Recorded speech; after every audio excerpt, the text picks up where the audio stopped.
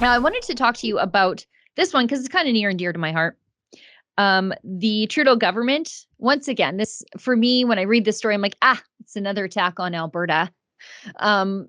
He is the Trudeau government. It's a report by Agriculture and Agri-Food Canada, which is odd because this attacks agriculture and agri-food. In your report, it says it singles out wheat, barley, and other cereal crops as one of the worst offenders for greenhouse gas emissions. And, if the Liberals aren't getting us with the oil and gas sector, that now they're attacking farming, and pretty quickly they're going to come for our beef producers too. Why not get us all?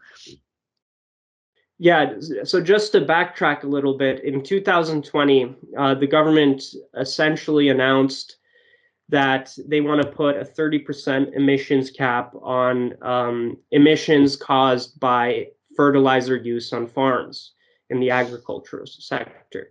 So Agriculture Canada released this report in March, singling out cereal and wheat, barley farmers for having the so-called highest emissions among export countries. Now, I've spoken to farmers groups, and they totally dispute this. It's based on faulty and even non-existent science, because this is actually currently being studied. There's no reliable statistics on emissions caused by fertilizer use on farms. It's actually very difficult to track. And farmers were rightly so outraged by this claim because the government relied on a UN report. And as we know, a lot of these reports from the UN on climate rely on modeling and sort of mathematical, trickery. And it's essentially amounts to guesstimations. It's not based on real hard facts. And when you actually look at the agriculture industry, Canada is a leader in reducing emissions. We actually don't abuse fertilizer on farms.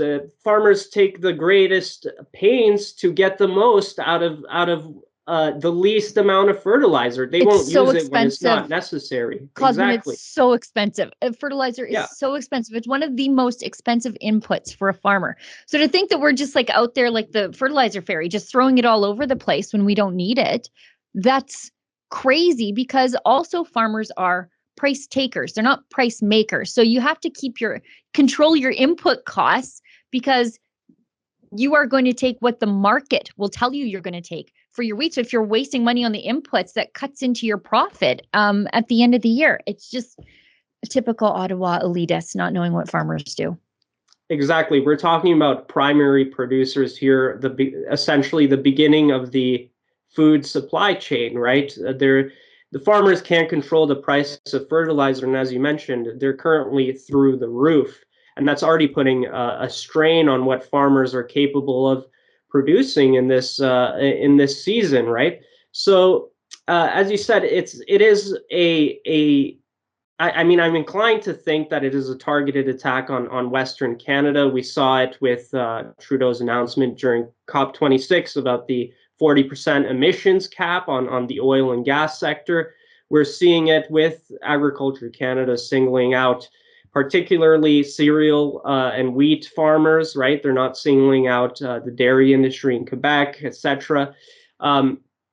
So it comes from Trudeau's long-standing vehement dislike of Western Canadians, their political beliefs, and their sort of grassroots conservatism. And I think it really is a trend with this Liberal government, especially in their climate policy. And it is really insulting to people, and it should worry Canadians, especially at a time of war and the things we're seeing with inflation and economy. We will be the ones who will be paying at the end of the day for the grocery bills, while Trudeau, bills taxpayers for over $2,000 for his organic, grocery bills in Ottawa.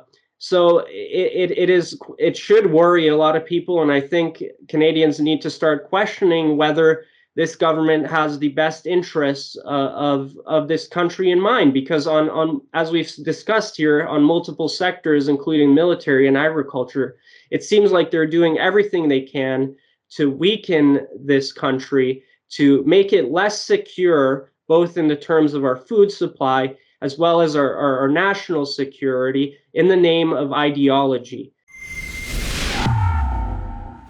Oh, hey, what you just saw there is a clip from my weekly full-length show, The Gunn Show. It airs on Wednesday, but this is the internet. You can watch it whenever you feel like. You just have to become a subscriber to our paywalled premium content. Just go to rebelnewsplus.com to become a member today.